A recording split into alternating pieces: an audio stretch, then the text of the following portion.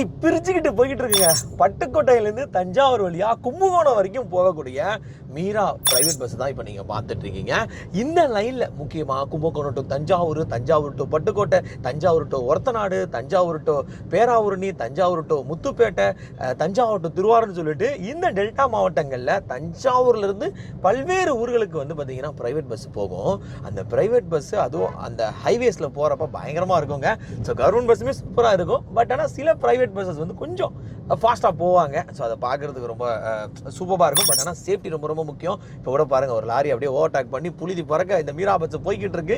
So எப்போ எங்கேருந்து எங்கே போனாலும் சரி, ப்ரைவேட் பஸ் ஓட்டுநர்களாக இருக்கட்டும், கவர்மெண்ட் பஸ் ஓட்டுநர்களாக இருக்கட்டும், உங்களை நம்பி கிட்டத்தட்ட ஒரு 50 பயணிகள் வந்து பயணிக்கிறாங்க அப்படின்றத மட்டும் எப்பவுமே கன்சிடர் பண்ணுங்கள். ஸோ எல்லா டிரைவர்ஸுமே சேஃப்டியாக செக்யூர்டாக தான் ஓட்டிக்கிட்டு இருக்காங்க.